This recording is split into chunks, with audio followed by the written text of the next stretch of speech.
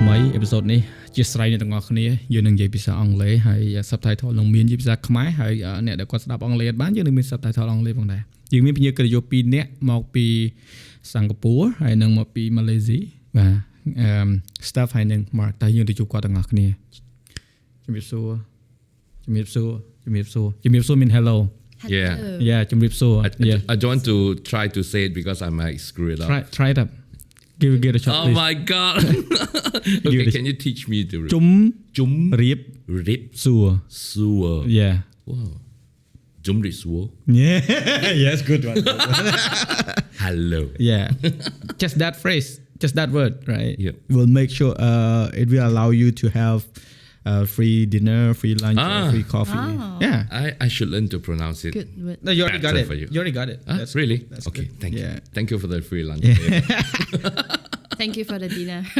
oh wow lunch and dinner Yes. I'm that's set for how we roll. That's Yeah. how we roll. I'm set for the whole days okay so just a little bit of background on how we met right Yep. I think I met you before you met me because I saw your video Well, I Yeah. heard of your name. for real For real? oh wow Everyone when I come to Cambodia, I mean together with Michael, okay and I heard about your name so many times that I feel like I need to know you. oh wow I did not know this And then I got confused because you got two names because yeah I got the brand and you got the brand and they got the name, so it's like Rentot. Yeah. I thought that's your name. And then is Sophia. I'm like, okay, there's two person. I need to know who. and then it turned out to be Same person. the same guy And then when I met you, Yeah. right? When I met you and I think in person in BCA, BCA, yeah. right? Yeah. So this is Sophia.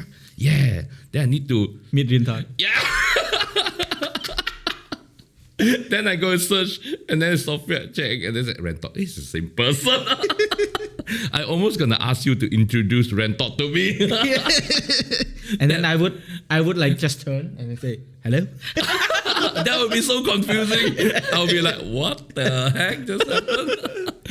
okay Yeah. that's I mean That's a long true story story. short if it meant to happen it will Yeah. and also The universe answer. yeah and also I believe that in the journey of creative industry you need to make sure that you meet as many as people possible Yep. Right. and Agree. there's always something you can learn like Steph you are a photographer you also do video and I think you've done this job for 15 years right 15 years, right? that's a long time Yeah. Yeah. and also and we'll go to her first for your work I want to know a little bit of the reason why you pursue this career because okay I mean I'm also a photographer and I mean the decision to decide that to pursue that path it's not that simple and also the amount of investment time money and also energy that you put into is a lot and I just want to hear a little bit because I feel like it can be a really good story for the local, for Cambodians to learn. And also, like I said earlier, right, I want more women in Cambodia Yeah. to I be a think part of industry. We have, but not as much. not as much. And also, I'm pretty sure there's so many out there who want to know, like, how would you go about this journey? Yeah. For my story, I actually started photography when I was 17. Oh. Yeah, so it was a young age. Back then, I was studying video production. Yeah, and the result wasn't. My parents actually refused to let me pursue this career because they think that it's a male-dominant industry. Yeah, so even though I was like the top student in the class, I had to leave the industry because my parents wanted me to study healthcare. So I went on, Oh. yeah, but then, after that, I still went back to do what I love, which is photography, because I found myself being me when I shoot. Yeah, Oh, okay. yeah. I mean, how long did it take for you from like having interest in photography to be able to say your first paychecks? Like how long does it take from that time span? It was a long journey. You know, like back then when for me it's just a 17 years old young woman, young lady, no one would really hire someone to shoot. So the pay is really low, but it took me like 3 years to get a proper paycheck. But I was persistent enough to continue. Yeah.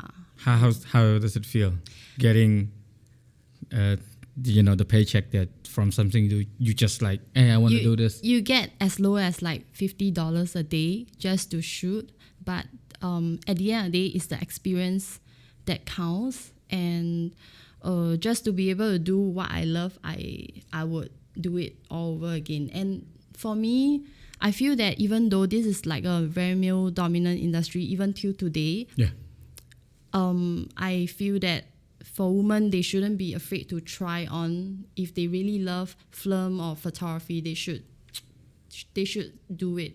Yeah. I mean, I used to say this too in other videos. I said women, they tend to pay more attention to details than men, and they really like take the time to craft. Yeah, especially the OCD ones.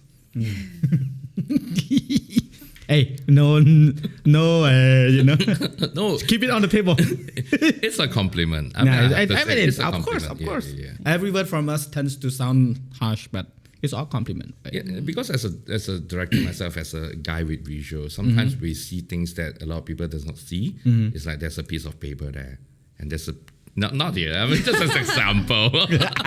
You get Responsive. That means I'm paying attention. Yeah, I mean, we all look at the screen and then we pick up. We don't only pick up the subject. We pick up all the little things. Oh, there's a rubbish bin behind. We should change the background a little bit. The light is a different color. So being a little bit or more OCD helps a lot to this. And then I think women are really good at picking up all these small details. Right. So I think women will make a good photographer for a start. That's what I thought. Do you do photography as well? Yeah, I started as a wedding photography as well. Yeah. Hey, you didn't tell me this. For how long? I think I started my whole career with wedding. Yeah, wedding photography, and that's way before I became interested in doing videos. Yeah, and I've done it for like 10 years. Yeah, and I've been trying to retire from the scene right now. So you cannot. Yeah, I can't because I just love shooting wedding because it's a happy event. Yeah, and I feel like I'm part of the event. It's like no, but also you created something that's gonna stick with the client for the rest of their life. Yeah. You know, I mean, you're not just taking regular photograph. You're taking their memories. Right? I did a project in photography school called One Photograph, One Memory. What does it mean? One memory. Yeah, one photograph, memory. One memory. Oh wow. And then I have so I took a picture of like portrait, but not in a studio setting. It's like random space. I would talk to the subjects, and then took the photograph while I'm interviewing them, and then having them looking at the print, and then try to recall the memory that they had during the day of the shooting. It's so amazing, man. I have it. I'll show you. Oh, that's a good idea. Yeah, that was my senior projects before I graduated. It was really hard because talking photograph of stranger friends and people who are close to you and then get to know their story was amazing. Yeah, I mean, then I realized that I grew up with photography. I grew up with the surrounding environment that I was in a refugee camp. We just journalists and stuff, they always took photograph. So that was like, oh, this thing's fun. Looks cool, you know. How young did you start? Huh? How young did you start? I think, okay, the story. Why you interview me? Welcome to Mark Wong's podcast. Hijacked. No, it's good practice. There's a fairy tale story to this. My first camera was lost and found. Ooh. Oh wow! Yeah, I was on my way. I was on my way from my primary school, and I was on my way home, and then I saw a box of camera lying on the street near a roundabout, and nobody picked it up. They thought it was empty. Brand new Canon made something. I have it. Wow! I have it until now. It's crazy. Yeah. And that was in 2000. No, it's 1998. Wow. Kind of show your age. I don't care. I don't care. He cared. Yeah. So that's how I started. I think I was about 12 something. Wow, I think it's like you're fated to be in this this line of work. Yeah. The universe sent you a would brand new receive, like, camera. Yeah. That's crazy. It's crazy. And then I start to get like gift from my aunt who she lives in Germany. She sent me like another camera as well. Oh gosh. And I start to take. I mean I don't know what the hell I was doing. I was just taking the film, taking a bunch. Oh of yeah, photographs. that with film. My parent was complaining, why you take so much photos? Like, what is it for? Spending so much money printing. Yeah, it's an expensive hobby. Yeah. Now I have like, I think worth of around $5,000 worth of film collections. Film rolls. Yeah. Can I have some? What do you want? We'll talk Yeah, this later. yeah. So I summarized that. That's how it started. And also, I had many good childhood photograph from the journalists who stay next to our camp. Oh, So it's also sort of inspired me to wow. find the answer to this. Why I have all of these photographs. But it's also a very inspiring thing for me to hear because at such a young age you are getting inspired. Yeah, I mean, It's a rare thing. Yeah, it's kind of true. Yeah, I never thought about that. Yeah, I mean it's amazing. I'm just trying to think of my 12 years old. I am not inspired by anything. No, I mean, I'm inspired by Tom and Jerry. That's also fun, Make people laugh, make people smile. Yeah. That's also a good inspiration to have. Back to you. Oh, all right. Back to you. Finally. I always also you as well. I mean, the transition from photography, wedding photography industry, to do what you do now, was it hard? Well, that's a tough question, but I don't think is about how. I don't understand the question as in how hard is what kind of hard is. Like, I mean, like, what context? have you ever thought about, oh, I should have done this. I should have stayed on my lane. No, I think whatever we do in our career path is a natural evolvement, right? It's just evolution that you do different things at a different time, right? So I don't see like I need to change to this, right? It's just like, I can do this. This is fun. This is interesting. I don't know about this. Let's try. So for me, it's just me playing with ideas and trying things out and make sure I get paid. So that's the real answer behind for him is We're going to talk about that. Also on my agendas. Oh, I mean, work for free, ask for favor, all of these things, every photographer, we went through Yeah. this Yeah. journey. creator or creative industry workers, they all experience it. yeah. And I just want to hear your side of story. How would you react to it? And how would you get out from that, The reason I asked why you decided to jump ship or maybe transitioning or transforming, advance, right? I mean, I went through the same process. For me, it was almost like a reset button, zero. Oh, No, nothing. all right. I mean, from photo to video, I mean, a lot of people think that it's easy. Please, please go back, repeat yourself again, and you will hear it's Yeah. not that simple. Yeah, it's not that simple. There's more light to it. I mean, lights, like legitly lights to it. Like photography, right? We can manipulate photo, we can edit, and it would not be as hard as to edit like 100 of footage with different light variation and That's vitality. called CGI. That's a different universe, Yes. a different sphere, right? Like for you as well, when you doing your photography, from being an independent photographer to having your own work, like you have studio, right? I'm with a company that does wedding. Yeah. And like to become that, how was it like? Who gave you the advice to like navigate from one step to the other? Did you have any mentor, or did you look up to somebody, or was it all like, self-explored?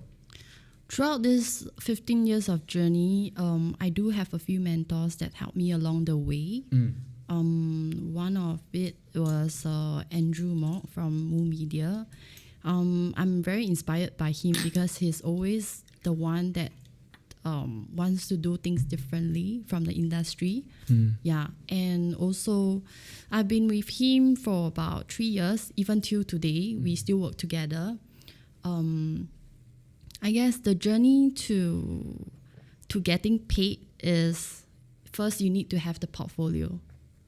Yeah, so any artist without a portfolio, unless you are goddamn talented, with you just no portfolio and you can just dive into the shoot and do the shoot, I think it will be hard to get your first paycheck. But once you get the first portfolio that you have, then that's where you have the ball rolling. Yeah. I like that. You have the Yeah. ball rolling. What was that?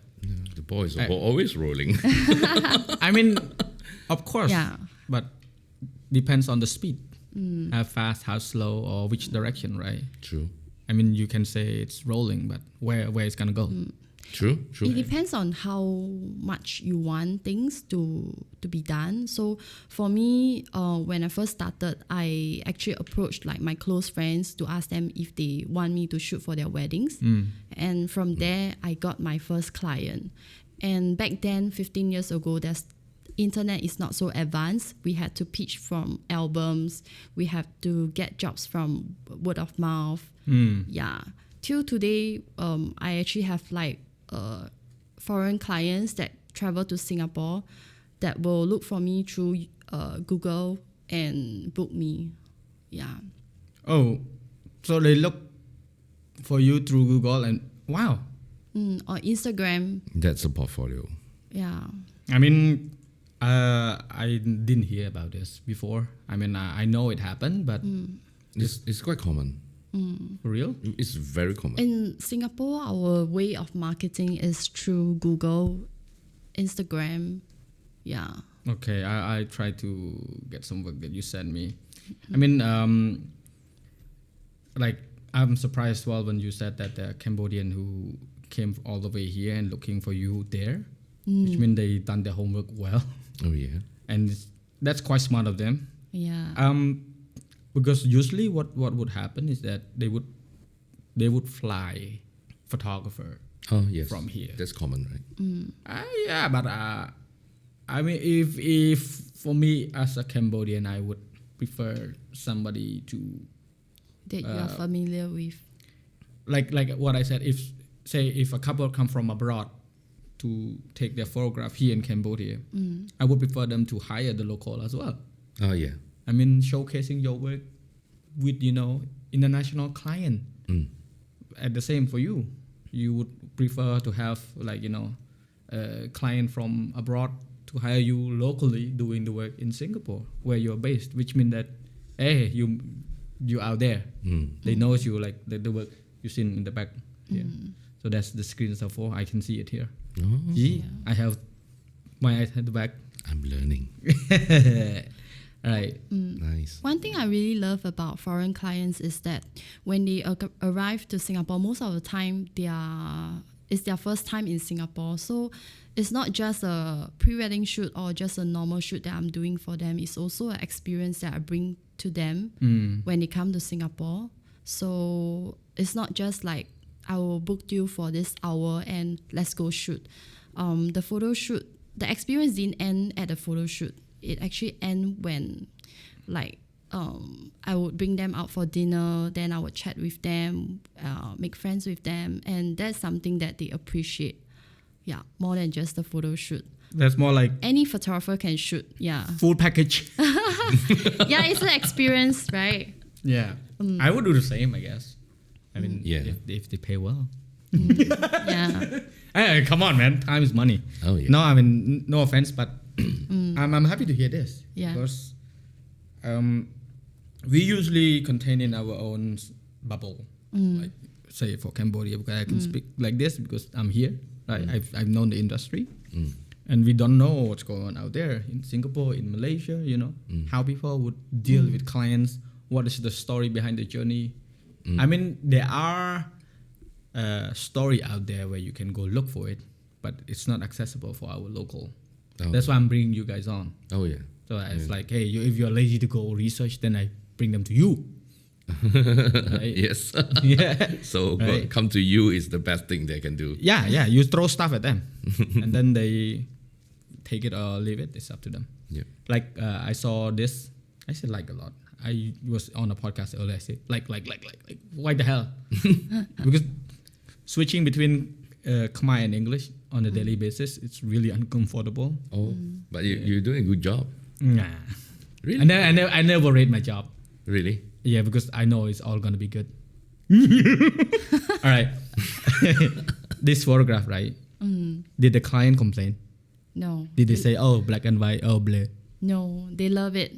It was a shot that they wanted as well. Really? Yeah, I didn't want to do the standard pose. I wanted them to look away and look at the Fullerton, which is one of our signature plays. That's why I brought that up. Yeah. And the reason why I asked you about this photograph, specifically here for the market, have you shot for any couple here locally yet? No. Okay.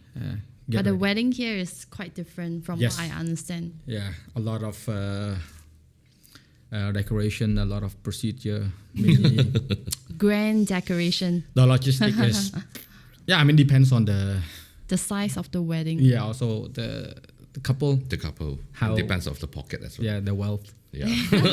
How deep is the pocket? Yeah. And mostly those are the client that would bring international team to shoot, right? Always. I have my friends Mock in Vietnam who've done like VVIP guests only. The guy just straight up said, I don't film or take photograph for regular audience or regular customer. I like him. I think you met him. Oh, really? Or probably you should meet him because his work is amazing. The guy shot wedding with rats. Video rat. I know, but 6-7 rats, and then the gears. Usually when I see a photographer with like high-end gears, I'm dying to see their works. I'm not gonna judge, say, hey, I don't trust you or whatever. But if your work speaks for itself, then you earn my respect. And that's just like in a hobby for me when I see a photographer. I don't judge people's work. I know they have their own craft. Like for this, I started my career as well here with wedding, pre-wedding. When you do black and white, they be like, hey, you look like funeral. I mean, I still get some of those from some clients, but not all. Yeah, but I mean, became a fear factor for local photographer here. And sepia tone as well, you know. Yeah. That's also, I love that. You know, Yeah. those are like, Yeah. The artistic look. we don't do it here. Oh, really? We don't. So no black and white and no sepia tone, no It's not like muted tone? completely none, but very few. And mostly they do it on themselves. I mean, like, if I shoot a wedding, I would post it by myself, right? I'm not giving that to the client. I would post black and white as well. Okay. Sometimes the client see, hey, don't post that. I don't like it. Remove. Ouch. Yeah. That's why I want to have you on, because it's like the extra voice. Actually, I think that photography, there's no right or wrong. People who choose you, they love you for who you are and the kind of work that you produce. And of course, they did their homework beforehand. And usually, before the shoot itself, I would meet them, or even on that day itself, I would talk to them so that I can understand their expectation and what they like and what they not like. So from there on, it will be easier to shoot. Yeah. I hope the couple see themselves on the podcast. And these are really amazing photographs. Thank you. Those are not edit, real flair. Like some people would say, oh, edit. You know, the value between editing and adding stuff and actually make the set into art, turn it into art. I value that a lot. Yeah, real photography versus filter. Photoshop. Yeah. Straight up say Photoshop. Yeah. I don't mind. Do you edit a lot? My color editing, I keep it at a very minimum editing. I saw. style. I saw. That's why I Yeah, asked. and that's what most of my client pick me for. Yeah, Photoshop, Lightroom, or Lightroom. Yeah. sorry, different word. Photoshop. Oh, I started very early. Sorry. yeah, Photoshop is still amazing. When did you start using Photoshop? Which version? You remember? Oh, there was so long 3, ago. 4, 5, 3. 3. 2. 2. Wow. I got a copy of 2, but at the time when I started using it, the 3 has already come out. So I But my skill with Photoshop is very different from others. Oh. I only know how to edit photograph. Like all the tools that related to photograph editing. I do landscape a lot. And Photoshop is a must, yes, right? yes. You cannot do landscape with Lightroom. No, Back in the day, no. Now can a little bit, but not as much. I don't. I just can't. I can use Lightroom at the capacity of getting my work done, but cannot use Lightroom for arts. for my craft. I just feel wrong. I don't know. I feel wrong because the adjustment that I make are very minimum as well, but it's very directed to a certain point where I want to do, because I don't manipulate the color much. But usually when I do landscaping, I would use my phone as reference color, like as it's how it looked, came back and edit the raw file into that, matching the color that I've seen. No, So visual reference, right? Try to make it that way. interesting. Just different type of a process. I learned Right. something new.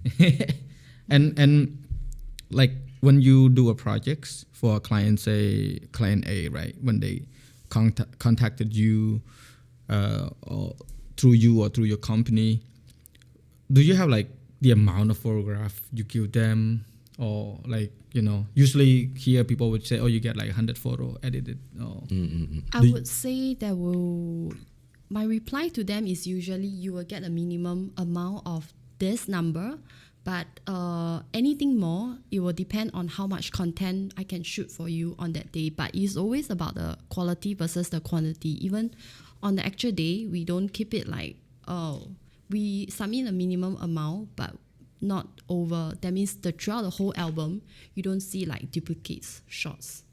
Yeah, you don't send duplicate shot, right? no. I respect you for that. No. For real. To be honest, that's cheating. Oh yeah. You send like 3 photographs of the same angle, but just to, Yeah, no. for what? Yeah. And did your client ever ask for raw file? I was waiting to ask this question. It was like written down on my notes. Say I must ask this question for you and for you too. I Ask love for this raw question. video as well. Yes, that's also. I love this question because throughout this 15 years of journey, I get this kind of client sometimes, not all the time, thankfully. My reply back to them is straight no. Yeah, because it's like a chef, you are asking them to give the raw food without cooking it. So you want like all the raw footage, right? Then don't hire me. Yeah. Yeah, because it's my style that, I add all the ingredient, all the seasoning, everything inside, and that is my artwork. Yeah. Yeah. So no raw file. Yeah. Straight no. How would you respond? What was your encounter? I mean, a lot of them will ask for the raw files because I think the couple or whoever that my client is, they want the raw file not because they want to edit it themselves. It's just that it sounds like a extra value. In our back in the days when I'm still in Malaysia doing my wedding photography, the wedding studio will charge the client for raw file, and they charge them very expensive. Yeah, I don't know why they want the raw file, but it's in the menu. Means you get the menu for another 2,000. Yeah, so that's in the menu. So that's why they want to ask us, can you give me this as well? So if I give them that means it's so nice of you to give me extra value, right? So they always ask for the raw file. So my question back to them is, what are you going to do with it? They don't even have the software to edit. Yeah, I shoot in RAW. Even weddings, actually, I shoot RAW. What are you going to do with it? You can't even open it. So my straight question is back to them. What are you going to do with it? I noticed you said you shot wedding with RAW. Yeah. That's not even something that you need to mention. For generally speaking. Oh, yeah. I mean, I know why you mention it. I met people who said, "Oh yeah, I shoot wedding. Like a bunch of photographs need to be shot. Why do I shoot RAW?" Then later on came, "Hey dude, how can I edit JPEGs? Change the white balance and change the shit." Like, go screw yourself. I don't have time for this. Yes. You know. You lazy bum. I'm not trying to argue with someone who's like, say, "Hey, I'm a photographer in industry. I 5, 6 years, 10 years in the journey, and then don't shoot RAW." I mean, if you shoot for yourself or digital content, I get it. I also do the same. But if you shoot for clients, you better brace yourself that your photograph, lighting, all of these things actually proper, right? And I've made money indirectly from a couple of landscape shot that I done 10 years ago.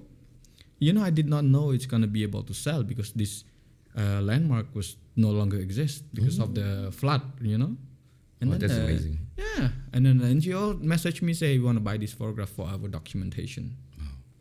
And they need the RAW. Yeah, they need the RAW file because they're going to do some CGI to it, right? And they say, "Okay, $2,000." I will sell it. From just a shot that I was just hiking on a mountain doing nothing and just took a good shot. I was with a really good camera and I make $2,000 out of the blue. Do you keep all your RAWs? I mean, I do. right? Because I can. And I don't want to inspire others to do it. It's a huge space. And also a lot of investment too. Yeah. Oh, yeah. Huge investment. Even my video as well. Oh yeah. You start shooting video. I store the first 2 years of my work. When I start doing content, it's treasure. Oh yeah. After just master file, that's it. It's too much. But I still keep my RAW files from my first wedding job. Yeah? Yeah. I have everything. Every single thing. Everything. Unless I hate the clients, I would delete. All my clients I love. I love you. No, I mean, hate as it like...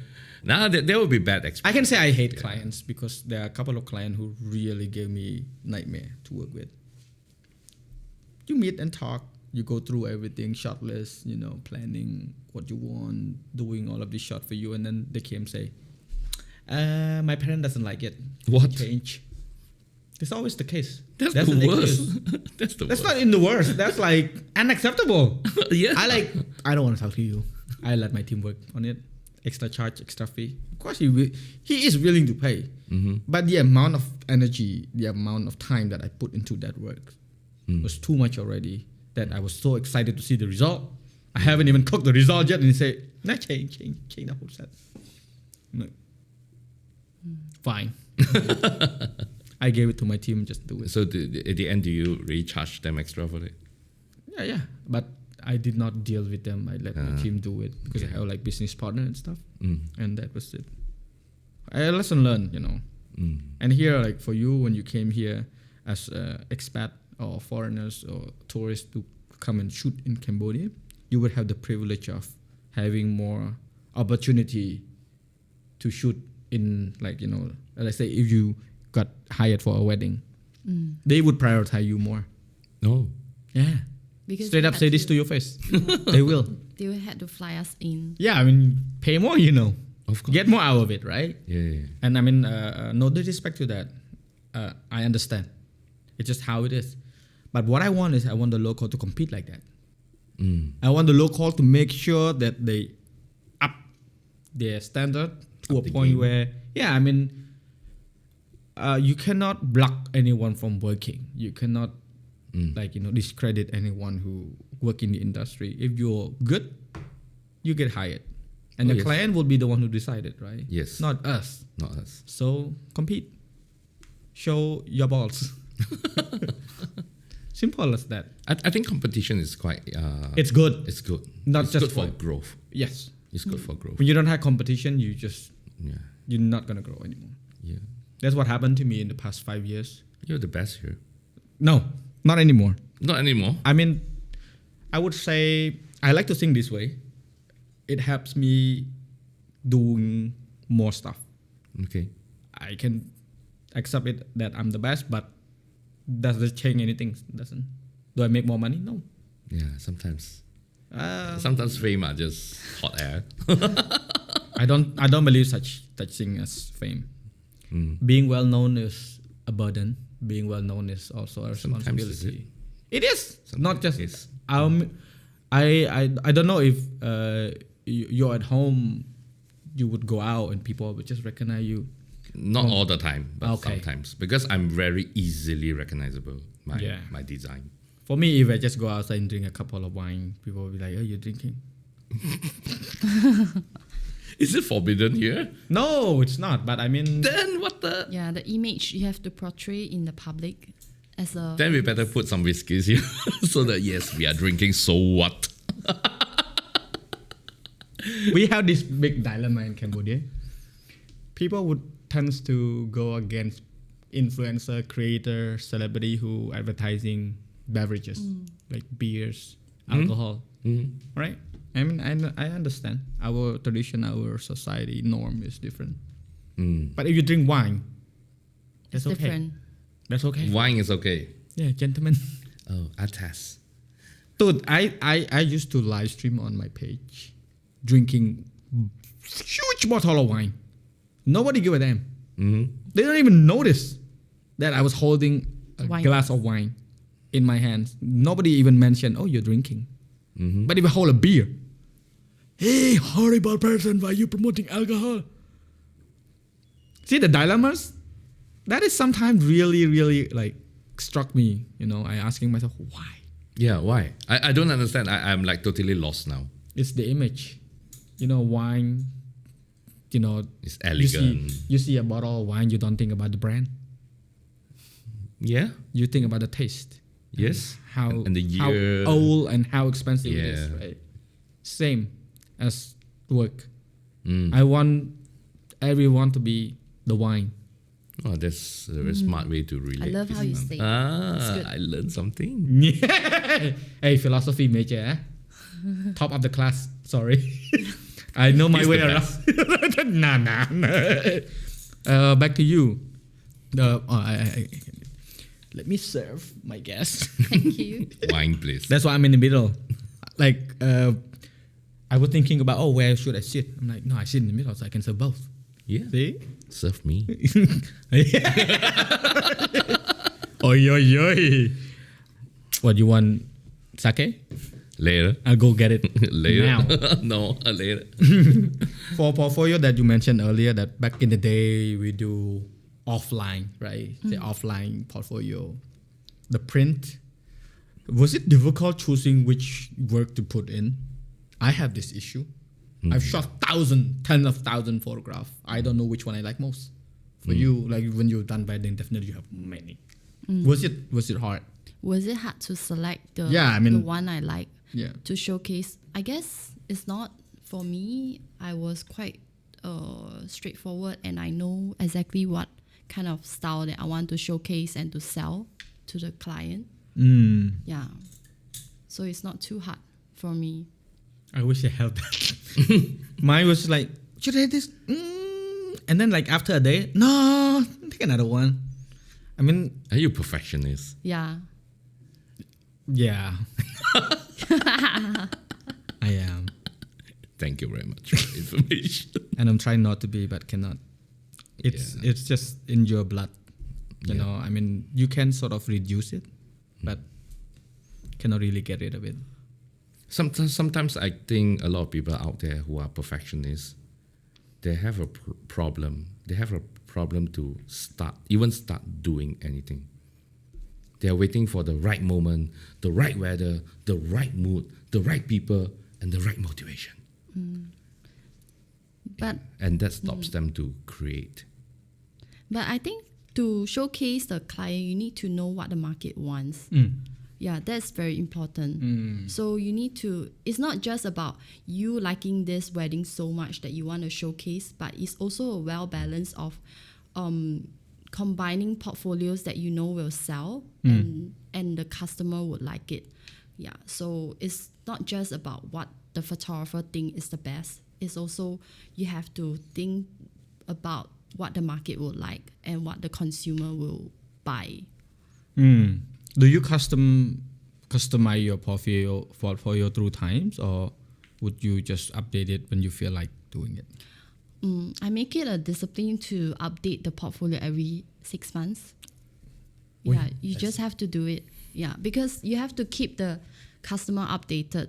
Imagine you telling the customer, "Oh, this is a wedding that I shot 5 years ago." Then they might or might not buy it, but most of the time they might not, unless your photos are so timeless.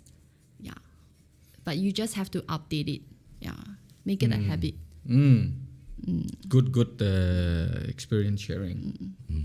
I was thinking about a year, then I heard 6 months. Wow, that must have been. Very hardworking. But I mean, the time frame is reasonable, but then you need to think about you actually get a lot of works, projects in order to able to do this. Oh yeah. Yeah, I mean, where would you get the update from? Your work, clients, right? That's mean your client would say, she has so many projects, so her work's always updated. It's a good strategy of, like my work when I show to our clients, mostly not local but from abroad. They would ask me for portfolio, so I send them my media kit. The moment they ask for it, I go straight to my computer, update it. Oh yes. To the latest one. It Yes, has to yes. stay updated to the day that they talk to me. This is how I do it now. And I've told all content creators, influencers here to have their own media kits. I even gave them my template. Since the day I gave them until now, how many have done it? Oh. Do it. Do your homework. They've done at first when I told, but then they stopped doing it. Like, do you know how many followers you have? Followers. Yeah. Yeah. Like, Across the platform, 30,000. yeah, see, something like this. Yeah. People ask me, do you know how many followers you have, right? I know exactly the number, right? Yeah. In total, how many, like 1 million, 0.5, 0.6, 0.7, or even exact number. I don't care about the number, to be honest, but it's mean that I care about myself, that I know where my work is at, All right. right? Yeah. I mean, Exactly. this is bread and butters. So you need to know where you're at, and also seeing does it fit the clients or not, right? So I would say if a shoe brand contacted me to do a video about shoe, I would make sure my portfolio look like I'm into shoe. Yes, that's very important. Oh yeah, Yeah, that's very important. I have work that I categorize properly and just show them that I've done this. At least fashion. Yeah. I recently shot for a building, a showroom that was showcased Bugatti, Bentley, Versace, all the big brands, Bologna, B&O, Wow. all the big brands, almost like $10 million stuff of display. And somehow they contacted me, hey, you want to do a tour? I'm like, why is it related to me? We saw you using many expensive cameras that sort of suit you. Like, Okay. okay, how much you, the money was good, then do it. Out of the blue, my audience was like, why you do it? Oh. And then I said, tell them for the money. Why not? Need to bread and butter, bro. Do you do this? Like, Do I accept jobs that are not in my usual norms? no, I would say, like, do you sometimes accept jobs that you don't want to accept, but because of the economy, you have to do it? I guess in Singapore context, we don't have a choice. Recently, I actually spoke to a photographer. He was saying that as a photographer, you just have to do what the client wants because you are paid to do it. So it's, in a way, it's not nice, yeah. But when you get to a certain level, you do get to choose whether do you want to accept a job or not. Yeah. Yeah. Do you get what I'm asking? Yeah. And why you, like, when you heard that, you like, No, because we are two very different personality. I like this. Yeah. The contrast. It's- Come on, it's that very across the table. It's like no. Spill it out. Spill it out. Show No, me. in the first place, I don't work with a portfolio, so I'm also like you. I don't have a general portfolio. Whoever my clients wants to see some of the things, I will update my portfolio to the things that is similar to what they wanted. Right. So I always work on that. So That's why I asked for your website. You like, I don't have a website. I don't know where. I don't. You just I don't. prove yourself right. But it's also for me, like the question you asked, do I accept jobs that I don't like? In the past, I would not. In the past, I would not, because I'm mostly a soloist last time. I work alone. It's faster sometimes. But now when I have a team, it's different. Sometimes I might accept job that I don't like, but if my team feel that we can achieve result with it, we'll probably get it, right? So, bread and butter, bro. It makes sense, and like this is some of your work that you sent. I was trying to find. It's just too many. I don't judge. I don't compare that people who have portfolio who doesn't have. I mean, at the end of the day, how would you survive? It's a survival game. You know? Yeah. And also to constantly remind yourself of what you can do, what you're capable of, is kind of danger to your creativity as well. But for business, there's two sides. You have this side of being a person in the industry for business, like commercial, and then there's like artist, like blood that you have. So you need to know how to divide that. You cannot be both. There's no gray in this. There's only black and white. Yeah. Right? Because if you're in an environment for a client, your responsibility is to be the service provider. Then you provide the service. Correct. Yeah. But You're very correct. If you're an artist who crafting your art and hoping to sell it later on, then do whatever you want. It took me 15 years as well. So, an artist or your profession? No, to accept this To accept as it this. is. It's just how things works. Right. Yes, you're right. Agree. Yeah. If you want business, you have to accept it. But if you're artist, yes and no. I recently had a client gave me a list of things that I have to shoot. I've shot the whole things. They said, "Oh, very happy, very enjoy working with you. Cannot wait to see the result." I spent 3 days editing the footage, make sure everything looks detailed and well color graded. Send them. Was so proud finishing the work. You know what the response is? Can you like add stuff to this? And like, no, not in the list. Oh. I've shot you extra shot. I've shot you extra footage because you were nice to me. I gave you the bonus footage. What do you want? Oh, can you like add BO to it? No. You can pay me extra for this work, but I don't want your extra pay because I agree to work on this. I want to teach you a lesson. If you agree to work on 10 things, then you want to add 5 more and hoping to give me more money, for me, no. Because then later on, you're going to go to other creator doing the same things. Oh. Right? So as a lesson to them, I have to say no to extra money. But also I was not happy about it, so I don't want the money. There's no point accepting the money that you're not happy with. You're gonna feel like You are gonna feel lousy for doing the extra thing that is not on the list. And I almost wrote to the client, say, don't contact me for future projects. Cool. I wrote it. Never sent. And then it's just like, It's okay. it was like this. Nah, I'm better than that. Yeah, I like that. Yeah. Delete it. I like that. And then they asked me to do a certain thing. Then I turn all my anger into kindness. I even add extra stuff. I post it to YouTube. I post to other stuff for them. And then they were like, "Oh, why you do this?" I told them, sometime thing that you didn't ask for happens when you're being nice people. I'm showing you this because I don't want to be mad at you and everything. But for future project, this is my free triple. So you get the next project? I will. Okay. 100% I will. Because they saw the result. no one has done it, and also I under promised them. When I under promised them, I over delivered. Yeah, I like that. Yeah, but it's not that simple to pull that off all the time. But you need to understand your client. You need to know the environment, right? But like, I want to know as well for you when you first accepting the job, or say as a freelancer or outside company, right?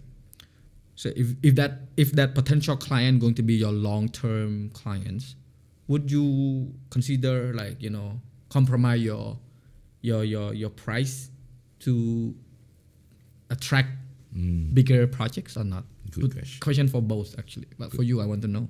I would say no, because a lot of clients would think that I pay you for this hour and you come and shoot, that's it.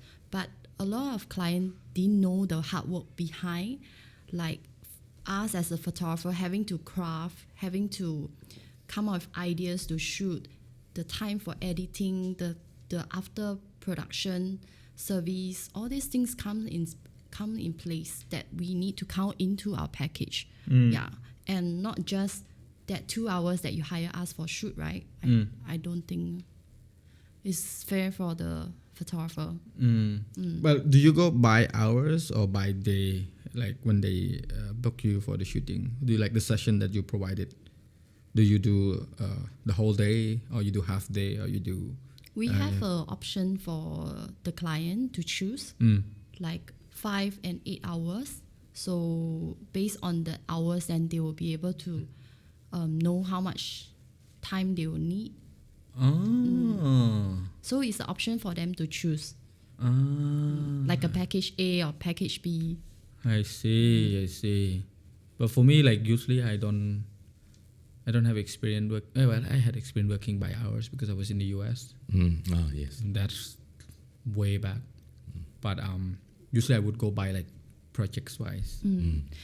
Yeah, Like I think KPI, for wedding you can do by package, but for corporate you have to customize the price, because it's always not the same. It's not the same standard. Yeah.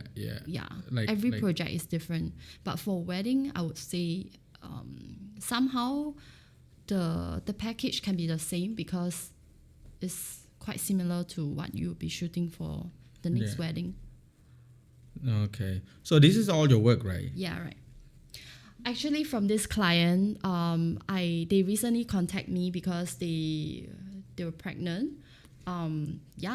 So long-term client right there. yeah, right. So for me, the best thing as a photographer is that you accompany them through a journey. So most of my clients, they engage me for weddings, and after that, their maternity shoot, then their family, then their newborn. So it's like a journey with me. They watch me grow, and I watch them.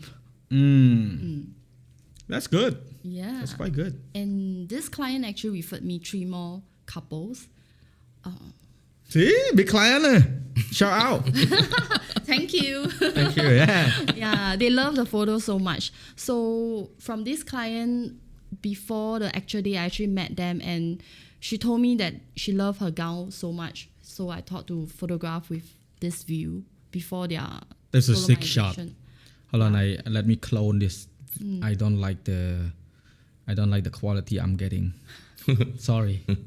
Perfectionist. Yes. But this place is no longer exist anymore. It closed. So to me, it's a very That's even more meaningful, you know? yeah, right. Better, right? Yeah. Oof, better quality. Jesus Christ. That was blurry earlier. I didn't know. Okay. It's fine. Yeah. So from this view, you can actually oversee like the whole Singapore, half of Singapore, MBS. Yeah, you got the whole things. I like this type of shot where you have a place where no longer access to, Oh yeah. and that shot just become the money shot. I call it the money shot. You got the money shot, and you got the money. Yeah. And you got the shot. Yes. Money shot. Money shot. You know this term, right? Yeah. I use it all the time when I do something right. This is the money shot. And that shot actually make into money. For real. Yeah. Yeah. And you just explain the whole process of how you can grow in the industry, say for wedding, for example. Your first salesperson is your clients, Yeah. not you, not your works. It's the clients. Mm. Of course, your work, no question asked, Mm. has to be good already. Mm. Then the client will do the sales. Mm. Oh yeah. Same here.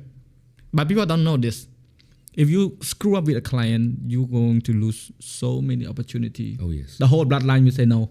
The whole clan. Not just the whole bloodline, the whole that Community. Yeah, that The society. parent, the grandparent, the Yes. auntie, uncle would all say no Yeah. to this photographer. My experience in the industry was like that. When you get one, like, say you got a VIP guest, right? Big budget, just one, right? You did it so well. Guaranteed 10 more gonna come No. in the span of 5 years. The niece getting married, you get the niece getting the whole thing's just like that. And you Yeah, explain exactly. perfectly. Yeah. It's just how things works. Yes. Mm. People need to accept that. I make sure that every client, there's this saying that client is king. Client is always king, especially when you are in the service industry. Come on, counter. Come on. I agree. Counter. I think some clients needs to be educated. Yes. No. I'm sending this to my recent client. Listen to this. Yeah, enough said. Some clients needs to be educated. I agree with Steph that customer is king, but also there's to a certain extent that Yeah, to a certain extent. Mm. you can be friend with king. Yes. Yeah, there's a twist to it. Yeah. You know, there's always say, yes, client is king. You need to respect the king. No, I'm gonna be friend with king, and then I will just live with him, Yeah. enjoy your time with him. I blend with the king. A more positive side to it, right? I'm also old too, so happy, YOLO, everything is colorful, you know. I think this is where, as a female photographer, the advantage comes in place. Yeah, yeah. Yeah. As a female photographer, we are more sensitive towards the surrounding, the emotions and everything. And for me, as with years of experience as a wedding photographer, I'm able to read their emotion, and I'm able to manage them. Not just the couple itself, but you also need to manage the bridal party, the relative, the parents. So a lot of things comes in place to make them comfortable in front of the lens. Yeah, which is very important because you are the one directing and they are listening to your command. And if they are not confident with you, they'll be like, why should I listen to you? Why should I follow your command? So as a photographer, it's not just about taking a camera to shoot the wedding, but it's also about the interaction with the people at the wedding. Yeah. I've had this experience. I want to hear your side of story. It was really hard for me to connect with the clients sometimes.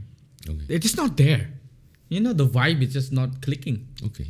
But for you, it must have been like, how fast do you manage to just, I want you to do this. You feel comfortable with me? Because usually as a photographer, it would be so difficult to photograph someone who is not comfortable with you. And I would never do that. If I'm not comfortable with that subject or clan, please, no, not doing it. Totally agree with you. Yeah. For you, I want to hear, how would you manage? For me, I would break the ice within the first 15 to 30 minutes. After that, the rest are story. They would just enjoy, have fun with me. So She did not share her secret ingredient. Yeah. I was trying to dig in. Yeah, it's just like we were there. but my energy level is You always high, very, right? very high when I'm in a wedding. I can see. I can tell that. Yeah. It can we put in this way? Is like when you are dedicated to something so much that sort of like your life depends on it, or you just see yourself doing this for the rest of your life. You just prioritize that so much, you just forget about the difficult obstacle or the difficulty that you are facing. You just go with the flow and force yourself to work under pressure. Was that the case, or was that any moment that you feel like, oh, this is so hard to get connected at all? I do. I have experience like that a few times, and to overcome it, you just have to go with the flow. You cannot override a very difficult client. You just have to go with the flow. If you encounter this kind of difficult relative or client or whoever, as a photographer, go with the flow. How did that? Oh, sorry. How does it feel working with your friends? I want to hear this. I strongly recommend not. You know, honest answer. Flip my friends. Honest answer to everybody, because they would try to get the most out of you. They will try to, just suck you dry and just get the best out of the deal. Yeah. So for me, I wouldn't recommend. What would you? What say? about? To me, I'm fine. For real? Yeah. Why is that? Because they suck me dry.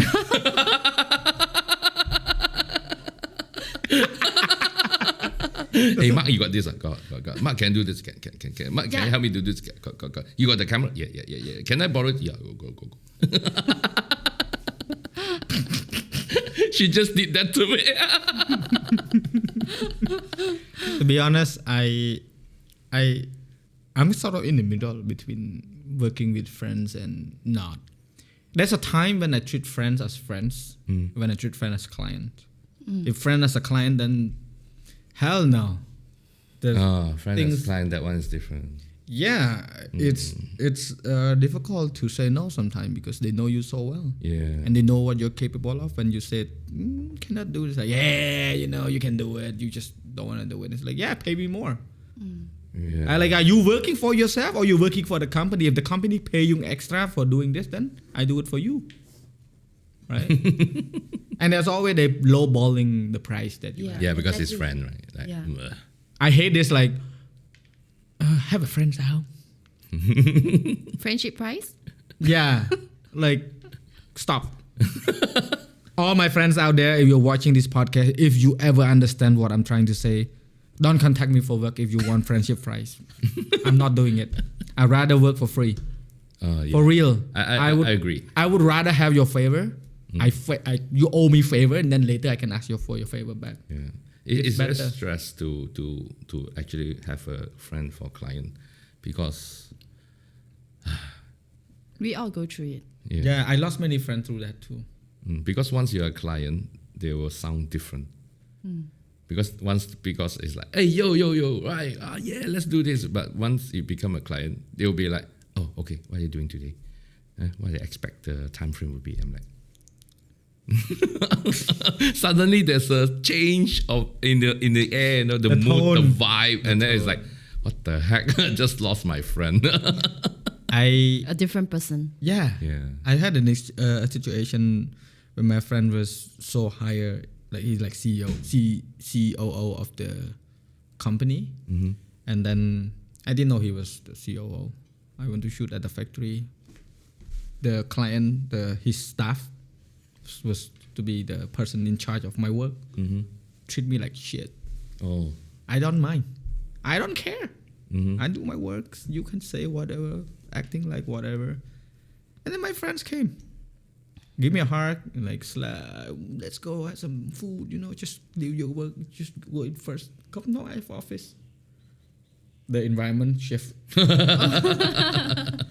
Suddenly everyone respected you. I did not know. I did not know that he was the COO. I'm like, what just happened? What's going on? And then his staff like text me he's the COO. You screwed. I want to tell everything to him. I did.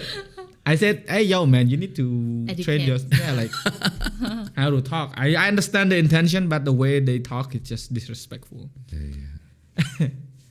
And later on, I became friends with that clients. That person who treat me like shit. They know the intention because I told my friend specifically, don't treat her badly. Just make sure she understands the way. Like there's a certain language that you should not use because you don't know how old I am and also like how senior I am in the industry. I don't mind. I just like for others' sake, for your company's sake, don't do this, man. Yeah. Indirectly hurting the reputation of the brand. It's good that she still keep her job. Yeah, so see, this is why sometimes working with friends is good. It just depends on the environment, right? Yeah. When that friend want to act as client, fine, I will treat you as a client. Then don't fucking treat me as a friend. Yeah. Podcast. No filter, not for kids. 18 Oh, really? Yeah, I should have asked you this one because I'm like controlling myself all the time. Bro, no filter. Dude, my podcast, hip hop artists came on, they swear, they diss each other, stuff doesn't matter. I don't care because it's their words.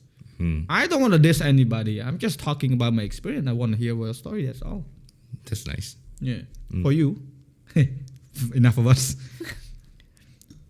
The environment of photographer in Singapore. Are you friends with many photographers or not? For me, yeah, I am, because I feel that it's very important for the community to connect and have a friendly competition. I'm not sure about in Cambodia, but for me, I meet up with fellow photographer, like events photographer, fashion photographer, food photographer. So like people from different industry, even like my competitor from wedding, we met up for lunch. Yeah, and we had a great lunch and chat about like our price and how the market is.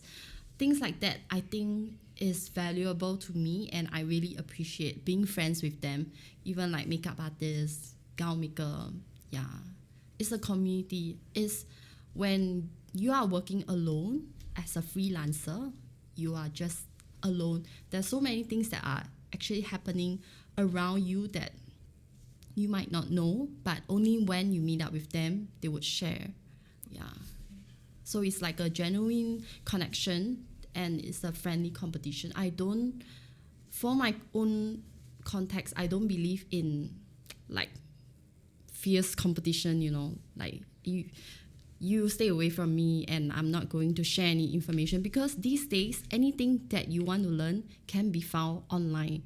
Yeah. There's no secret. Yeah. There's no secret. Yeah. Good story. Reason I asked, yeah. Yeah. I hope the Cambodia community can do that as well. Yeah. People can come together, Yeah. But depends on the culture. I mean, we can. But you notice, you came here, you would see a shop who say coffee shop, right? You notice? You see brown, and next to brown, you know what you see? Another coffee shop. Oh, okay. And then the next to it, another coffee shop. But it's fine. Right. Yeah. But the thing is, this has been the model of everything. Doing the same things. Oh. What you do, I do the same. I will charge the same price. Or I will charge lower, just give me the job. That's how coffee businesses work. You sell what, $5 a cup, I will sell 4. And then the other guy come and sell 3. And the other guy come and sell 2. Oh, that's bad. And then to a point where there's only like $1 per cup. Free coffee. It's domino effects. Domino effects, right? I cannot judge, but I'm old enough to say this based on my experience in the past 20 years, I think. Yeah, I came back about 21 years. What I've noticed is that people are afraid of competition here. Oh. They are afraid of it. Not that they are not capable, but they don't want to lose. They like to win. Wow. Yeah, but they don't know that there are such thing as win-win situations. Yeah. Everyone wins, man. Yeah. Their own way, their own form, their own size, And what I know from the wedding photography industry, there are people who are actually in their own circle. There are people who actually don't talk. There are people who actually just want to be themselves, be the king of the hill. But when you like the king of the hill, the only way to come from that is down. Oh. There's no top. You're on the roof. Maybe you can die and go to heaven. Oh, yeah. No filter. Yeah. No filter. No filter. No filter. I don't mind, and that's something that I'm happy to hear that you share, because usually we think that we only have that type of environment. It's the same as other country. Like for you, I mean, you're a different case because your personality, you are like the butterfly, everywhere, No, right? Actually, off screen, I'm actually very quiet. He's doubting. Yeah. You guys see me on screen. I am. No, I see you off screen too. Yeah. I speak like that off screen. It's like not all the time like meow meow. No. You told me your name was Meow Wong. Yes. It's my TikTok I will do this to you. name. I will do this to you. It's on my the TikTok podcast. name. Yes, Meow Wong. Yeah, meow. Meow. I will do this to you on the podcast. Make sure you put cat ears. Yeah, and then the pause, and then with there's just the Visco. snapshot with meow, and then the sound. I don't mind. I love cats. I am a cat. Yeah. Yeah. I mean, work hard, play hard. Yes. Why not? Yes. Yes. Why yes, not? yes, yes. Why not? The environment of any industry that I said that we are afraid of competition is that we just don't know how to compete. Afraid as it like we don't know how the thing works. You know, what is the best value? What can we get out from it? Competition is always fun, but in a way that you don't want to harm others, you don't want to discredit anybody, you don't want to, curse at anyone, but just let your work speak for itself. That's why I asked you earlier that are you friend with anyone? We actually have a Telegram chat with all the photographers and videographers in. Most of the famous people in the industry are in there. So whenever we have any issue, we would ask in the group chat like, hey, the location, does it need any permit to shoot? Have anyone shoot there before? Like, is there, I'm sick today, I'm unable to make it for the shoot, I have COVID, things like that. And that is when you feel the support from everyone comes in. Then, sometimes we even talk about difficult client, how do we deal with it, what kind of camera should we use, editing software. We share. Yeah. That's nice. Yeah. I recently studied the creator community. Like everyone has creator, influencer, whatsoever on the group. About 150, 60 people now in. No, that's good. Yeah, I mean, I cannot believe I pulled it off. It was just, I think it's good. It's a good start. yeah, I just lower myself to the bottom and do it. I'm happy to hear this. Mm-hmm. That means that what I did was right. And it's the most valuable business is to do it together. Oh yes. Yeah. And also mind your own business as well sometimes. Right? That is also correct. Yeah. Yes. Do it together or mind your own business. Yeah. Just choose one. Yeah. And I didn't ask. I should have asked this question when we first start talking. What system are you using? This is not a sponsored podcast. I don't care. It's fine.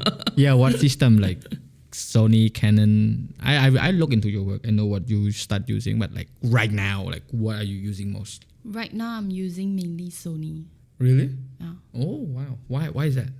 Not Sony sponsor anyway. I'm just asking when I just mentioned Sony, that. if you want to sponsor me, I don't mind. Also me, but not for podcast. Cannot accept sponsorship. Oh, yeah. But give me money. Keep it real. Keep it real. real. Of course. Keep it real. Keep it real. Yeah, so wanna hear. I have used Canon, Nikon, Olympus. Wow. Yeah. Didn't expect that. Okay, Fuji, yeah.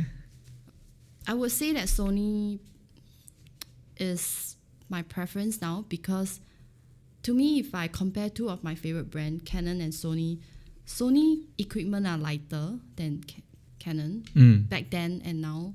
Yeah, that's why I Agree. changed. Yeah, and for me as a female photographer, I have to, wedding photographer, you have to stand for so many hours. You cannot afford to have like a bag of gears so heavy, standing for 10, 14 hours. Yeah, so Sony is my choice. I was trying to go about, I was sort of stalking. No, I call it background check. on how you Background check. what you're using. I saw only two. I saw Sony and Canon. And the reason I asked, it's quite interesting to hear. Like people have different type of preferences of the system that they're using. Also, the flow of working, the file, and all of these things change. Also, the investment. Did you switch from Canon to Sony, or you just use both in the beginning? I was switching from Canon to Sony. Must have It been was a expensive. big jump. Expensive. Yeah, I did. I mean, the same. expensive. Was it like you had to let go all your old stuff? I started with a Canon as well, and then eventually I went to Sony. Of course, you have to be Sony now. You came here for Sony workshop.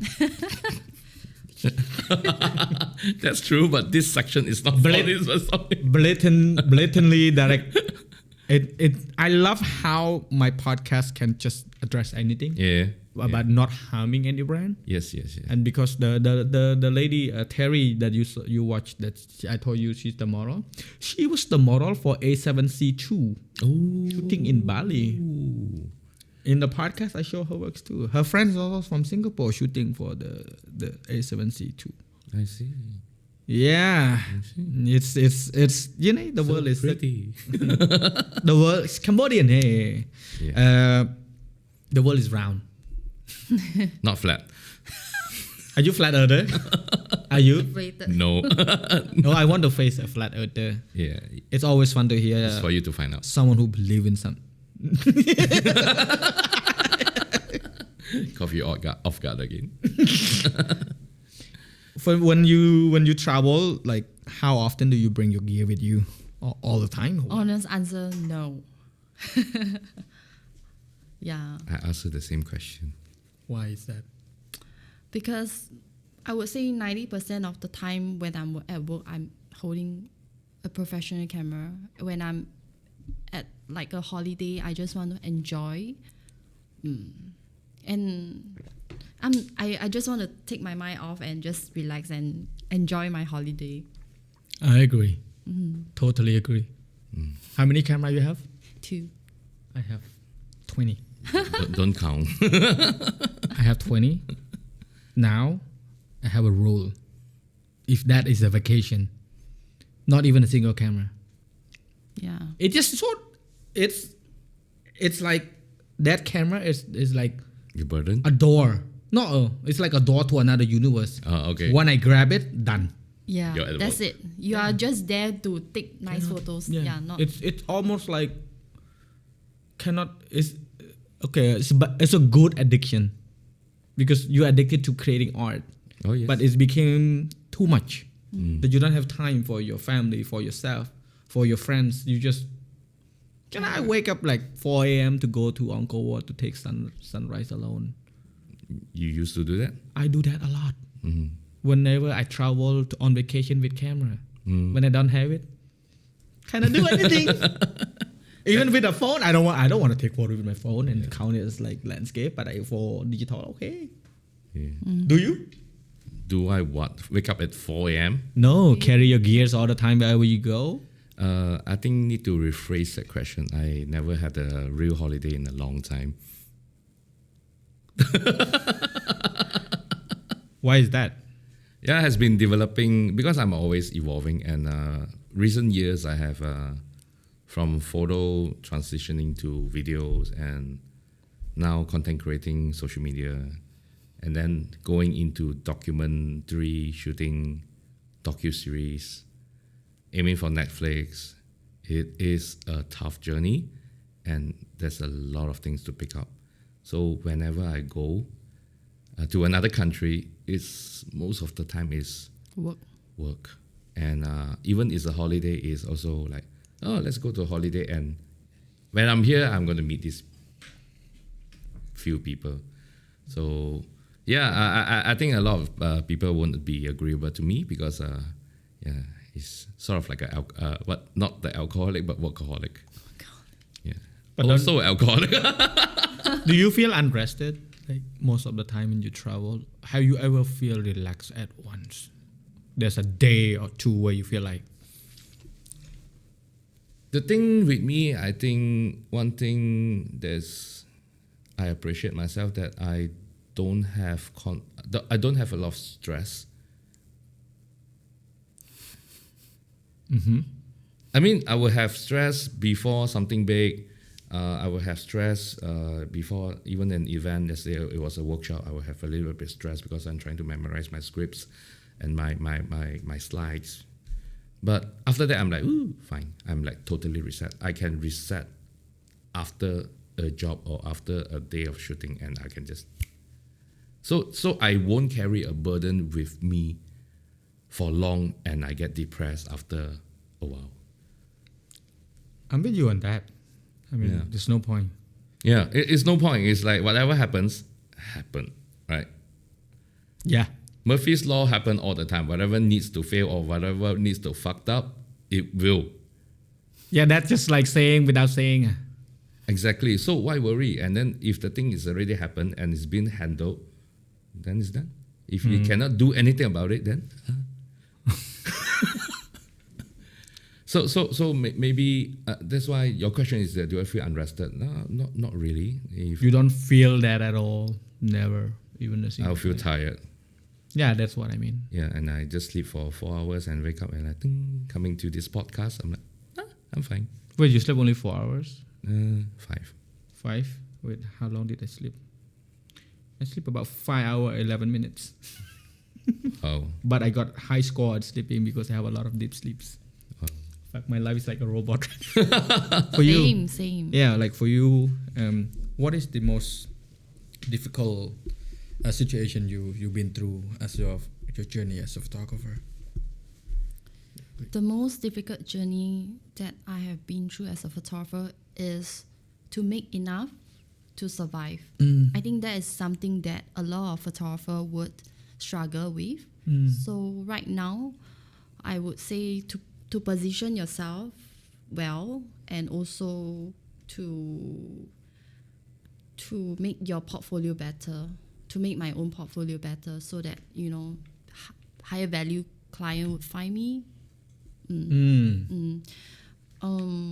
Throughout this journey, it's been hard because in Singapore context, like the rate, if you were to hire assistant would cost as much. Wait, what? Yeah. For real? Yeah. It's like maybe 30-40% of your pay. This is something I hate about Singapore. Right. So I think the biggest struggle for me as a photographer is that I've always been working alone for shoot. I can do like a corporate event with like thousands of people alone and I shoot the whole wedding alone. So that is the toughest part. But like you had fun, right? Yeah, I do. I can manage and I have fun. I enjoy the process. But physical tiredness is there for sure. And I go home and I would edit previews for the client immediately. Like how far? Oh, wow. Yeah, I'm that crazy. Yeah, so usually for Singapore weddings, we have like split hours. So morning half and evening half. So usually the break in between, I don't get a rest. I would edit preview shots for them. And I realized that doing so, the client appreciate me more, and also at the second half they perform even better after seeing your work. Yeah. Oh. That's You're not afraid somebody will hear this and will do the same, or no?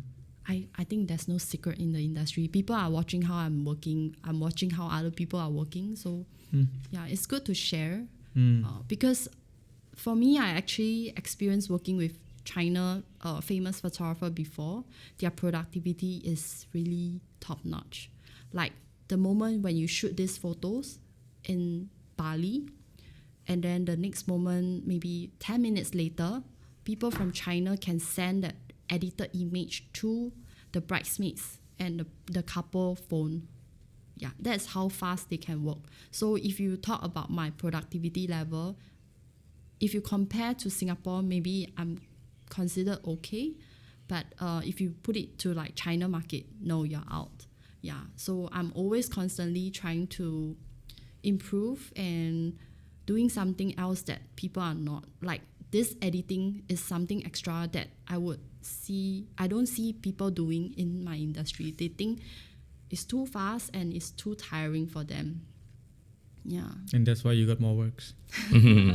Client appreciate you for that. Yeah. The extra effort. I appreciate the fact you open up to this. Yeah. Rarely people would just keep it to themselves because it's just the so-called secret ingredients. But there's no such things, a secret ingredient. Right, Meow Wong? Meow. Meow.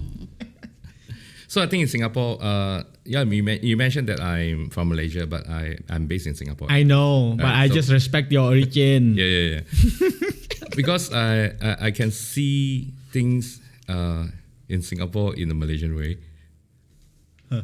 Yeah. Really? Yeah, because behavior and because the culture is different. I mean, yeah, we are very close to each other, but the way people work is very different. So we can actually see difference. And to me, maybe I'm a foreigner in Singapore as well. You are. Yeah, right. By default, you are. You're not Singaporean. You're No, Malaysian. I mean in terms of the what do you call that? I will get a little bit distance with the local competition a little bit. Not a lot, but a little bit. Okay. Yeah. No, there's things that when I met you, I know you're not Singaporean 100%. The way, 100%. the vibe, the aura that you are giving. Yeah. I mean, I love Singaporean. I have many Singaporean friends. I don't know how the hell I end up like this, but man, they're like clicking. Boop, boop, boop, boop, boop, boop. But I think this thing happen everywhere. There are people who tends to connect the dots from A to B to C. There are people who just want to be on their islands. I call those like Icelander. They just want to live on their own universe. Fine, put them on the island. Done. No more talking. No headache. No whatever. Just do your own things. When I was in the industry, it was also the same. When you try to reach out to others, that is one of the reasons why I'm doing what I'm doing today. Because it was so hard trying to get to other who was on the islands. Now I'm not on the islands. I'm on a plane. I flew past them. I dropped the fly and say, "Hey." You see that? You see the analogy? Yeah. To pass the message to other people who in the same business, you have to get out from that business and do something is bigger than that business. Yeah. So that you can help elevate the value for pre-wedding, for wedding industry. Like we have about, I can say about 500 studio here. That's, I'm exaggerating, but overall I think it's about that. From freelancer to studios. But the biggest studio, if you ask me which one is the biggest, I don't have the answer. No disrespect to them. I have friends who are really good, but do they have the balls to show the muscle, to flex the muscle that they are the best? Not yet. They know they can do it, but they just don't want to do it yet. Why not? They are afraid of the competition. When they start flexing the muscle, the other will start doing the same. And they don't know what is the other is doing because they were worrying about, oh, they're not going to make more money. They're not going to make more income. Like you said, the difficulty is to survive based on what you have earned. And that is the beauty of life. Not just our industry. Everyone also survives. Day-to-day basis, everyone is thinking about how to put food on a plate, right? Even though you have money to put food on your plate, you have to think about what food you want to eat. Right? There's always something to it. So there's no right or wrong to this. The best thing is to do is just do it together. Make it as good as possible so that everyone survive. Not try to, we are not, how to say, animals. Some animals have hearts, but most animals, like savages, they don't have hearts. They would just feed on prey. We are not like this. Business is like that. People would say, oh no, in business you need to cut tie to your competitor. Screw that. No. You see Samsung and Apple are jabbing at each other all the time, but I'm pretty sure the CEO probably drinking tea and having fun. To be honest. Yeah. Right? That's why when I hear you saying that, oh, we friend, we have group, and also you raised about something that you raised very important is location permission, right? And also like, there are certain procedure that the rules, the guidelines. People with experience, they share. Yeah, same in my creator group. this is happening on the daily basis. Somebody will come say, hey, can we film this area? Like I told you earlier, right? You go to Central Market, you might need permission. Yeah. But for you as like you're a tourist, maybe easier. So these things matter. And who to ask? Yeah. You're gonna go ask stranger, hey, can I shoot here? I'm like, I don't know. The easiest answer to that is I don't know. Yeah. But for you, you've been here for a long time, meaning like back and forth, right? You've been here 10 years ago. I was here 10 years ago. But is this your second time after that 10 years, or is it like many Second time after the 10 years. For real? Yeah. Wow. So the first time when I came here, I was with a bunch of Cambodians, Thailand, and people from Taiwan. We came together and we went to attend a course, the personal trainer course. Yeah. So I was very into fitness back then, and we actually had that course together for 4 months, and I stayed here. Back then, the Cambodia is so different now. Yeah, it's very different. Yeah, even the tuk-tuk changed. That's what I noticed when I first came. Yeah. Yeah, and I feel that Cambodia is it's full of story, it's full of history, and with all the natural beauties. Yeah, and Singaporeans should definitely come here to see. It's so different now. Yeah. Yeah. Like Mark came here so often. No need to mention, no? How many times already? Not many times, but I love the country. I saw you was here like January. You see me more. You see me more. No, the reason I ask is that, like, it's always interesting to hear people who, like, you've been here 10 years ago, you know, the process of that 10 years, definitely a whole lot, even for the local to absorb and to turn the clock or left or right or straight or backward. It's just so difficult to look back and to describe. But how is the feeling, if you can recall it, like 10 years ago and now? Like, how would you see? Do you have more things to do now, or more opportunities to spend? If from my perspective, I would say for business aspect, this place is growing. Yeah, it's definitely growing, and there's more opportunity here. Country like the Thailand, Vietnam, they are quite overwhelmed. A lot of people already went into the country many years ago, but Cambodia is quite a new country that I think people should explore. Yeah, and the only thing that didn't change was the warmness from Cambodian, really. Yeah, back then, when I first met my Cambodian friends, they are so warm.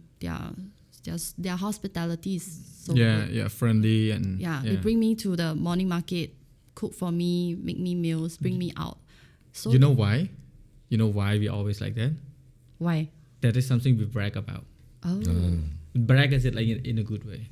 Yeah, hospitality. Yeah, we would brag about who can treat your friend better. Oh. It's a good brag. It's a good bragging, right? Yes, it is. It is. Yeah. It is. Yeah. I had my friends Alvin, who's at came from Thailand, right? And then I took him to like the most secret restaurant here. Like he go on like a buffet of exotic places. Wow. As a local that knows, because I Wow. saw your story, you went to the wrong place. Sorry. It's okay. I will show We you are the right one. friends. Yeah, and then he was, you know, his impression was, he was like, I did not know Cambodia have this. Like, yeah, I'm not surprised. Because there's side of things that it's only took a couple of hours to show to your friends to appreciate the time that they have. And I want you to remember Cambodia as it like how the local would feel. I don't want you to look at it as, oh, I just come and pass by, do my job, and that's it. I don't have any memory. Yeah. Like for me, it's Singapore. Say example, I've been there a couple of times already. I didn't go to Sentosa. I didn't go to like Merlin. I didn't go any tourist site at all. I go to Chinatown to find food and just buy stuff and just as a local because I blend in so well there. I go, why did I know I was Cambodian? Yeah. I just go around doing eat stuff, Indian food, Chinese food, whatever, you know. Yeah. And I didn't even go Google. I just walk in. If it tastes good, okay, like it. If don't, no. And I actually feel I used to hear that, oh, Singapore is a fine country. There's this saying, right? I never felt that. There's not even a time I felt that I was under pressure of that. I was so easy because there's nothing that I do against the rule anyway. Because you're not staying there. Dude, No, I don't do illegal stuff. The Singapore government might. No. I don't do illegal stuff in Singapore. Give him more money. Give him more money. Yeah. But that's what I'm saying. It's just like feeling comfortable in the environment. Like I would be so upset if you two come here in Cambodia and you feel uncomfortable or feel unsafe. You don't want anybody to come into your house and feel uncomfortable, right? Yeah. And your job as a host to make sure that they feel at home. That is nice. That's all I'm asking. That's what I'm sharing. As a local, that's why we want to make sure our friends feel welcome. Yeah. And not even acting. It's in our blood. We are like that. Yeah. If you meet a Cambodian who just yelling at you and stuff, they're not mad at you. They probably mad at somebody else, and then they just throw their anger at you. I didn't stay in the hotel when I first came. Oh. I was staying in their apartment. Ah. Ooh. Yeah, so it was really like part of their community. I would see like them having friends over, and we would cook like local dishes And drink a lot. Yeah, and they talk and drink. Yeah, and they drive me around, so it's really nice. See this podcast, no filter. I have zero care. I'm waiting for the drinks. Oh no! Oh, that's why you were laughing. There's another thing that I want to talk about as well. That we talked earlier on the group that you were looking into expanding here to Cambodia, right? Is it like bringing photographer from Singapore to here, or bringing couple to shoot? Bring couple here to shoot. Oh. Yeah. I see. About Thailand. About Thailand. Yeah, well, when your Thai friend said that is the land of smile. Dude, I when you said that, I just realized I saw the TVC on that. Yeah, it's well marketed. It's marketed to the whole world that Thailand is a land of smiles. Smiles. Happiness. Yeah. Why are you saying smells? What the heck? Need to make sure we emphasize rightly. So that Smile. we get cancelled, bro. Careful. Yeah, it's But Thailand cannot cancel me because I don't really have anything to do. But yeah, your Thai friend said this. yeah. And then they said that they smile at The you. smile is fake because they just want your money because you're a tourist, and Thailand really rely on tourism. For you guys who are listening, why we recap, because I accidentally pressed the pause button. That was meant to happen, but it's okay. Still unfiltered. We record everything again. Happen from time to time. And then your friend Michael, Yeah. he brought you here. Yeah, Michael brought me here. They say there's a lot of opportunities, and also recently I start to do some short films and win some small prize on the internet. And Any wins doesn't matter small or big. It's big for your accomplishment. it's big for my accomplishment because in our very small team we meant to make that short film into a practice. It's like a company, just like team building, just practice and just submit anyway, and we want something. So it's a win for us. Yeah. So Michael saw that and it's like, you need to come here, right? And he will try to actually point me to some producers, directors, and sort of like steer me into the movie industry. Why are you giving me that face? I'm a little bit worried. No. Go on. Yeah. So for me, because I'm always like evolving, right? So since I'm in video, in content creation, and why not explore and learn something new? So that's why I came here. Right. I don't know. I just come here. I just trust him. Like, okay, come here and you will see. Okay, I'll come here and I want to see. So I just came here with no bloody intention to do anything. But after like a short 5 days of meeting new people, meeting different levels of people, and I feel that there is an attraction, there is a charm here with the people. I don't see the charm in I see the charm in the local people, right? But the real charm is when I meet foreigner that speaks good about the local people like they are locals. Right. I'm giving this shout out to Daniel from the Rosewood Hotel, the MD of Rosewood Hotel. He hosted us, and I'm a small fish. I'm not someone very famous, and he hosted us for a drink in the Soraba. You lucky, I never been there. I'll bring you there.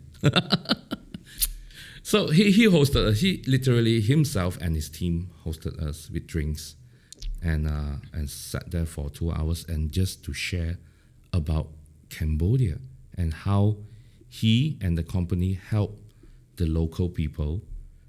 And there's only one word that stood out for me. There's only one word. And when he's saying, here we believe that this Cambodian help Cambodian must be taught. And he's from Sweden. And he said it like a Cambodian. And I'm like, okay. What's wrong with you? You are 1.9 meters tall. And Cambodian help. You're obviously a Swedish. And he talks that sentence like he's a Cambodian. He put his hand here. Well, Cambodian help Cambodian. This is I'm like, what's happening to you? and that's the charm. And I see this in not only Daniel. I see this in other people that I meet. I see this in some of the Malaysians that's working here. They said, this is a place where people help people. Cambodian help people. Cambodian help Cambodian. I'm like, you Malaysian. Yeah, I see people saying that phrase, and they are part of the activity of Cambodian helping Cambodian. Yeah. And another thing that Daniel stood out is we feed the children so that they don't come out and work. They go to school. This is from him. I'm like, I literally teared. It's not from a word of a Cambodian. It's a word from a foreigner that believe and had passion in that so much. This is why I asked any guests who are not Cambodian on the show about that. Like, how do you feel? It's really good. It's like customer feedback. Real. And we don't like this. Our nature, our norm, we don't really like feedback much. We don't like negative feedback. We are afraid of negativity. But the constructive feedbacks that we need is what is our weaknesses that we need to work on. And it doesn't have to be on camera. It can be something that we can look into and then we improve. Like you said earlier, Cambodia is undermarketed. I never heard this term until you said it. But I mean, what I would look at it is like we don't promote ourselves much. Exactly. Yeah. Right. You see, Singapore is already right, but Malaysia overmarketed. Nah, I honestly planning to go. I was thinking about moving to Singapore as well, not to compete, but to enjoy life. I can work here, live in Singapore, fly back and forth. I don't care. I just want a different environment. And I was looking to how much I would spend, but I don't know. We'll see. We don't promote ourselves like say Malaysia, right? I was flew to Malaysia by Air Asia, by Tourism Malaysia to do content and stuff. We don't do much here. I mean, of course, the budget, economy play a big factor. What if the local just do their part, have expat friends or tourist friend who came from abroad, show them the good time. Doesn't have to be the club, doesn't have to be like, exotic places. Just a good, memorable experience. Like right now we're sitting here talking. Yeah. For me, this is already one part that I'm giving you guys, that this thing exists. That's why I'm dying to show my friends who came from abroad to my work. Not showing off my cares? Doesn't matter. I don't care. But I want to show that this thing is possible here. And most of my friends, they were like, yeah, but didn't know this is work. Like you know what I mean? Now I'm trying to market, not myself. I try to market the country You to should. other brands. Yeah. You should. That's why I went to Singapore. I mean, the audience is not, that's like 0.1% of the audience that I always have. I have thousands of people listening to me talking. That I don't care. If that's the beginning, that's the first step, that's it. And then there will be bigger one later. Yeah, I'm sure. Okay. You guys needs to really market that. I mean, be proud to say that you are good to the world. We're learning to do it. Yeah.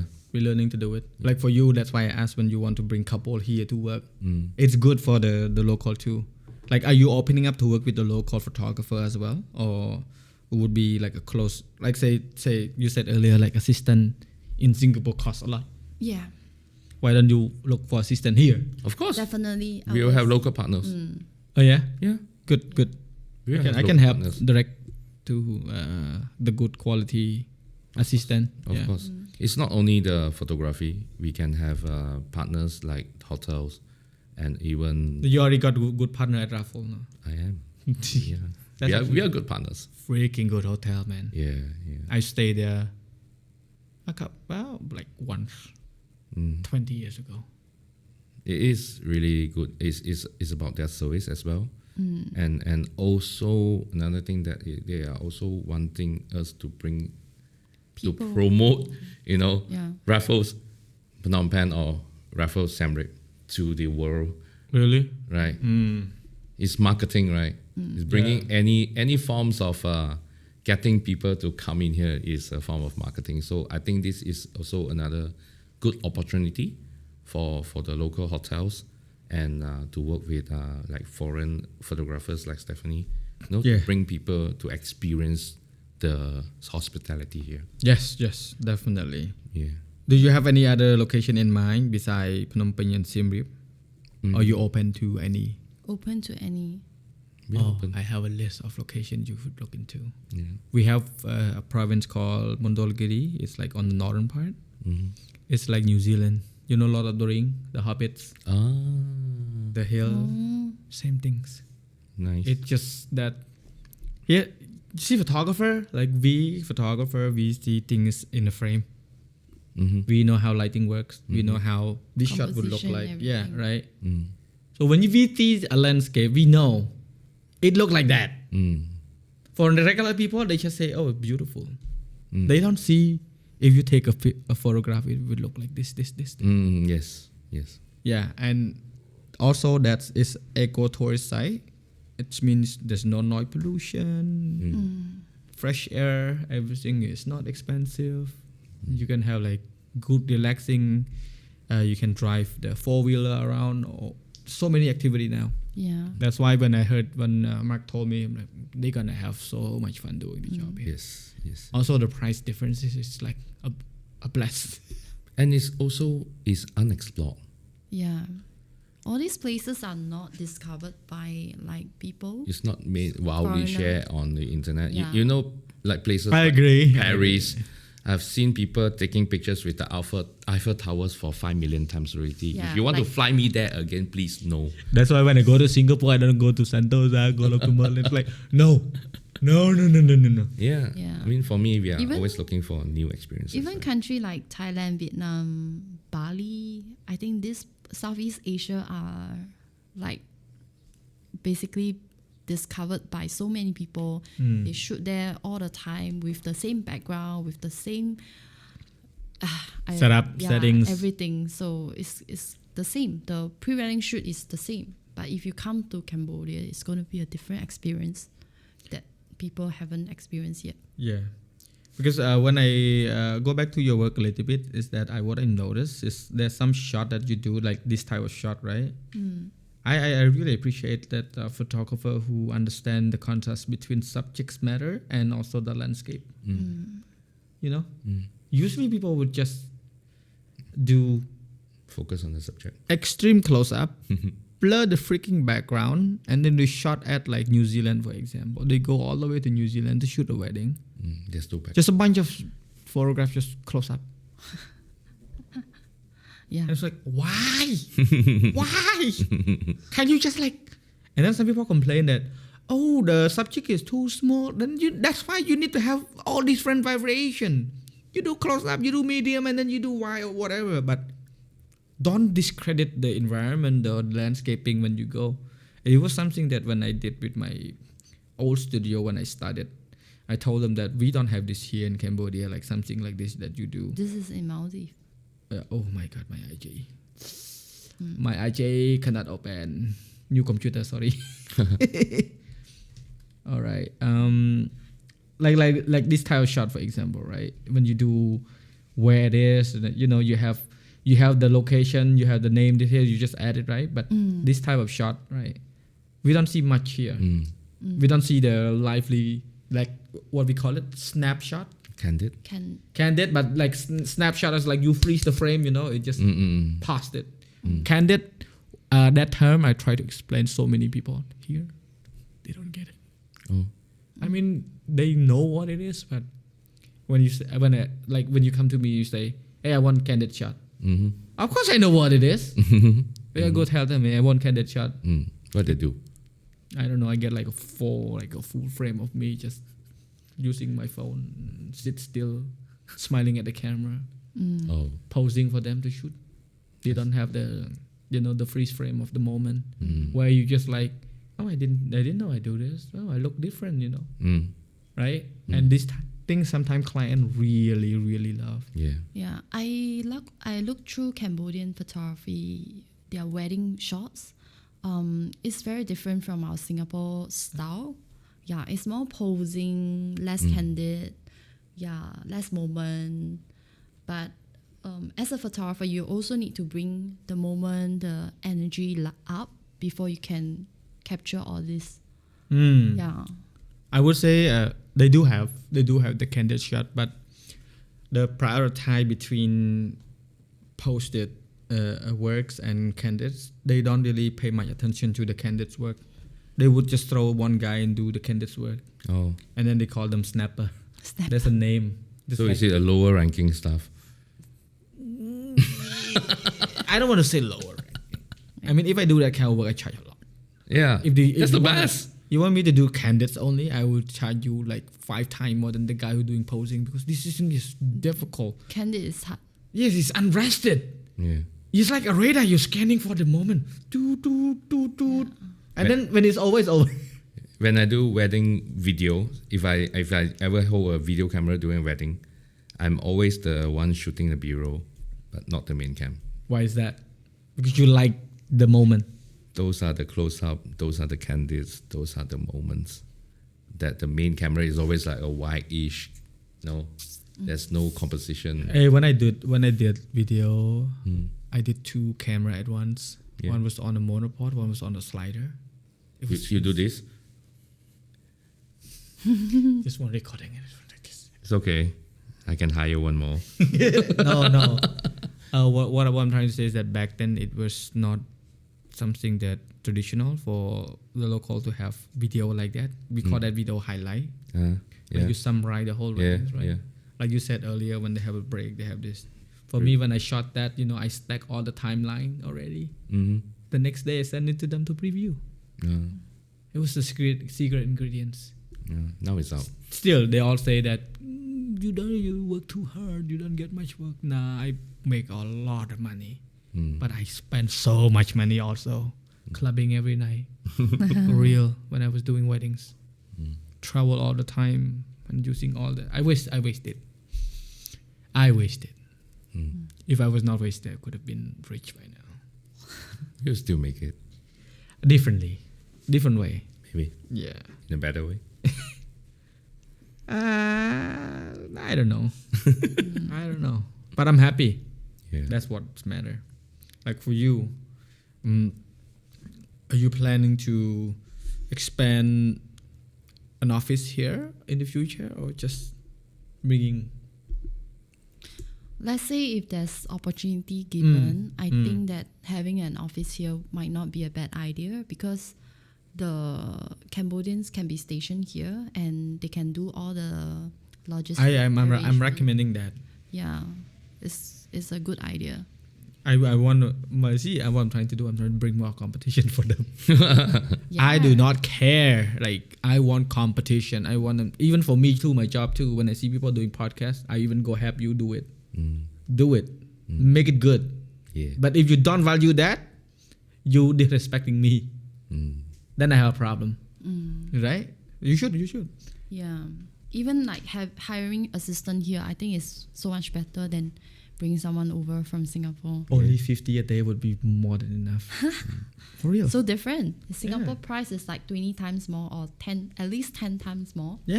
You can give them 100, they will go talk really good stuff about you. For real.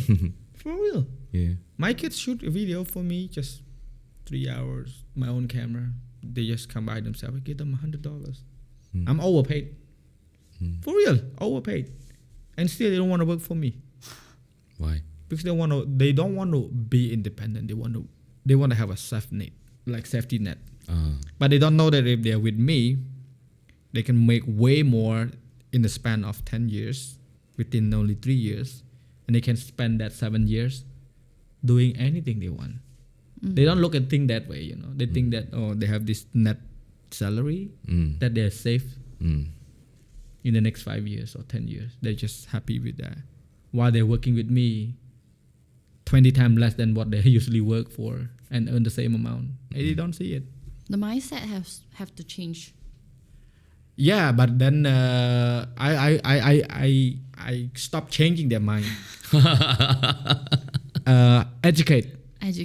Now I use the word educate than changing. Yeah. That's not possible to educate to change them because People never change. like you too. Do you change? No, I just evolve. See? Yeah. I like this. I Same. just evolve. Yeah. But I don't get old. I get old. I don't like getting old. I get old. My mind get old, but not myself. Still young. Okay. We'll see. Nah. Doesn't matter. You are like above 40 already, no? Of course. I'm hitting the 40. Yeah, wait till you hit 40, bro. Then you tell me. 1 year away. It's all good, man. Yeah. We're hitting 2 hours. I need to let you guys go soon because you go to shooting. Yeah. Yeah. I appreciate the conversation. Okay, before we go, how do you feel about the podcast? I want to hear the honest feedback. Was it above your expectation or below? Or okay. I think the content is really good. Okay. I think You're being kind. No, I think the questions are good. The questions are good. It's just that maybe we do not have enough time. I would say it would be easier. For me, to be honest, I was questioned about how about this podcast going to turn out because we haven't met. I met him, we didn't talk much. But then I look at this as orientation episode. Yeah. Because next time you're gonna come again, we're gonna do one more, but in different settings.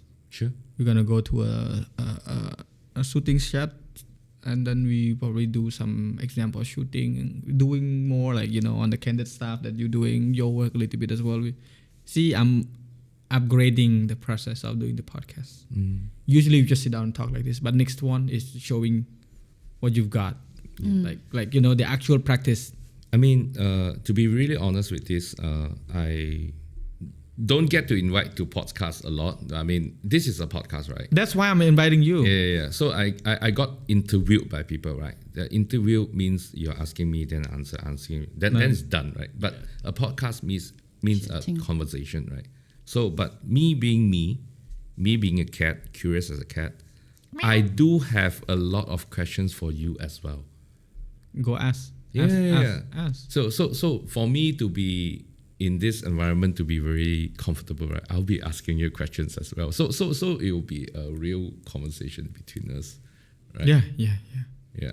It's the point of doing this. I first started, I was so lost, and it's in a good way. Like say when you start doing photography too, if you know exactly what you have to do, it's not fun. It's already A and B and like to Z, and that's it. You're done. Every time I do podcasts, like when you said, every time you do the work, you just energetic. Yeah, full of energy, never stop. This is same.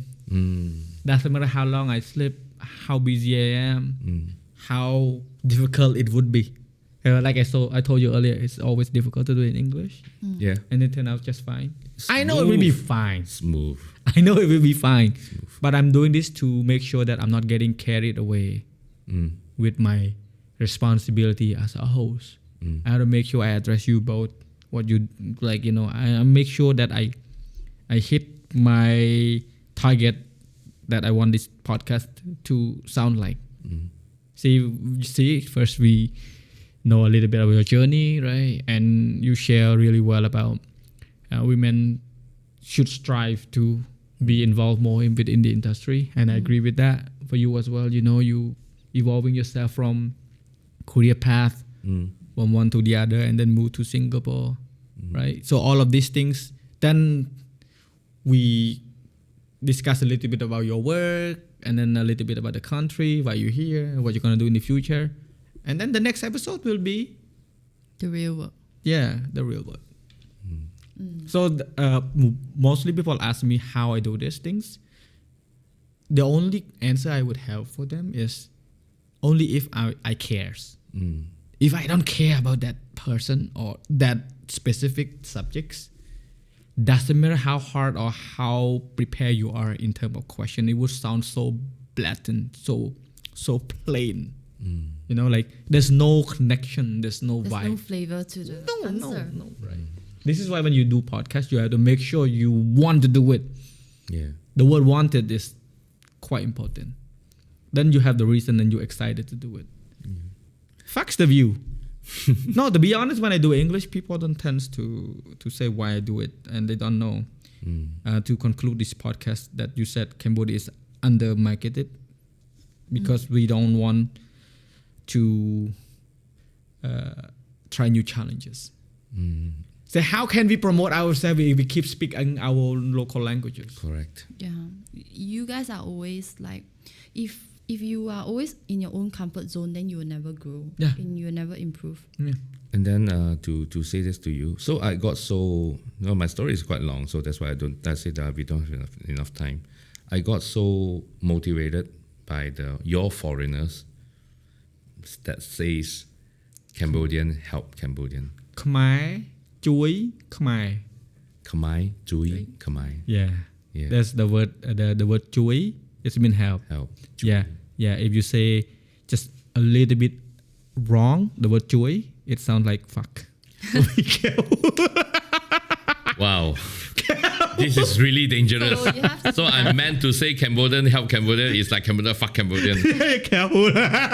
Khmer Chui Khmer. Okay. Let me know the fuck word. What does it sound like? No, I cannot say it. in Khmer, I cannot say it. Oh, okay. It's Chui. Chui is help. Okay. Chui. Khmer Chui Khmer. This segment going to be edited as the highlight. I lure you to say it. Khmer Chui Khmer. I'm wrong? No, you're right. Okay. It sounds cute. Okay. You see, Cambodian love foreigner when they speak Khmer Yeah. because the wordplay is very edgy. They know the intention. The words can sound different, but they know the intention that you mean for good. But they just laugh because it sounds cute. Don't get offended when No, I'm okay. Not that this I'm saying when stranger laughing at you, they're not making fun of you. They just think it's cute. Most of the time, 9 out of 10 they would think that so cute you speak like this. Because some people got embarrassed. Like for you, even for you, when you start to speak Khmer, all the men will be like, oh, so cute. And you don't get shy. They just like adores. Yeah. And we sometimes like very very easy forget that our our reaction is just exposed. That's fine. It's authenticity. Yeah, you're inspired by your foreigners friends Yeah. too. To help Cambodia. Oh, so now you're gonna help. I'm shooting a docu-series.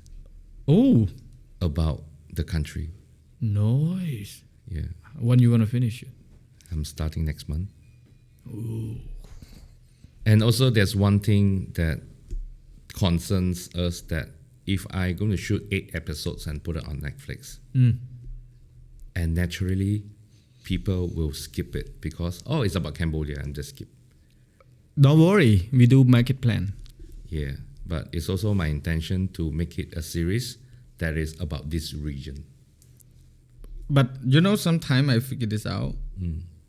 You don't have to name it Cambodia only. You can name it something differently. Of course. Clickbait. Yeah, I mean, is the title is all still in the making, but generally it will be a film about what's so great about Cambodia, right? So I'm involved. yeah, Actor in that. can you? I don't know. Depends on you. Yeah, Why you ask me? let's talk about it. I'm not a producer. Why you ask me? I'm not even inside the project. I mean, I'll be more than happy to involve some of you guys. No, actually, you guys should do it. There's one topic that is really good. The digital marketing strategy here is. You came 10 years ago. Nobody using phone. Nobody using like digital content. No. Everyone's on TV, right? You see, you go to hotel room. Nobody watch TV. Nobody watch TV anymore. They only watch sport event. I don't watch TV. Yeah, we do. We watch Kun Khmer, which is like kickboxing, right? Yeah, but kickboxing. we call Kun Khmer because that's the form of art. Yeah, It's like different variant. it's okay. It's Kun Khmer. Yeah, and then we watch football match, right? All of this sport event only on TV because they air. But then the TV now evolved too. They live it on Facebook. Oh yes, they do. They do. Yeah, so there's no point in watching. My TV downstairs for YouTube only. Oh, Binge watching YouTube and Netflix. I see. That's it. Yeah. So I wish I could involve more guys too. Later next month now you're okay. You can talk to me. Yeah. See, I got the accent. Go too often. I got the accent. I can blend in anyway. I can speak many different accents because the US experience. Yeah. I'll teach you some Singaporean accent. Yeah, many of my Singaporean friends, when they say some word that like Lao, I'm like, hey, what? Like when they chat, they have like the end of the word something, right? Yeah. And shout try to understand, but it's okay. When you have friends from abroad, you learn. So, were you shooting in Central Market? What time? Later, about 3. About 3, I think. Yeah, the weather is nice. Not too hot. 30 degrees. 30 Celsius. That's great. That's way better. You guys are lucky. Last week was 40. Wow. Yeah, 40. Let's don't jinx it. Yeah. No. It won't go any hotter. Oh. Because the cloudy, Yes. casting sky. Going to be a rainy season. It is raining season. Not going to. Yeah. You are in raining season right now. Yeah. I supposed to start. If it rain, just don't complain. Yeah, I know. I supposed to start shooting earlier, but we do not have the permits. Wait, you need to work through. Oh.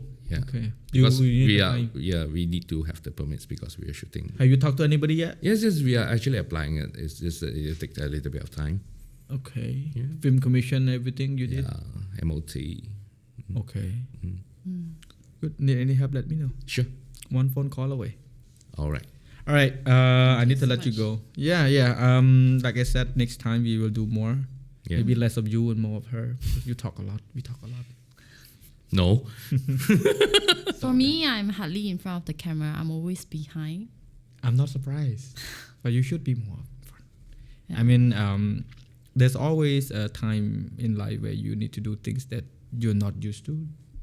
I'm here because I was waiting for someone to share the knowledge of filming, taking photograph, or the basic foundation. Because I went to school for this. I know how it works. Was waiting for someone to do it. Nobody have done it, so do it. Podcast as well. I was waiting for someone to do it in a level where the quality come first. Like you said, your quantity versus quality, you would prioritize Yeah. quality, and same. You're not perfectionist, so that's why I agree with you. You said waiting for the right time, all of these things. But hey, dude, this is the product of that. For real, man. But there's two type of perfectionists. The one that can talk a lot and the one that talk less and do more. I'm in between that. It's okay. I'm neither one. I'm in between. You did a lot. I don't like to be on the side. I like to be in the middle. That's why I'm sitting in the middle. Alright, thank you for coming. សម្រាប់អ្នកទាំងអស់គ្នាអាចតាមដានគាត់បាន For people who want to know more about them, I will put their social media handles in the description, and also for staff, you guys can book her anytime through her social media and look at it yourself. I will not speak on behalf of the artist themselves, but I'm pretty sure when you guys contacted them, you will know why. And I hope you will find her or find him through my podcast. Thank you so much. Thank you. ជម្រាបលា mean goodbye. Oh, goodbye. ជម្រាបលា Jum blip. Yeah, ជម្រាបលា yes.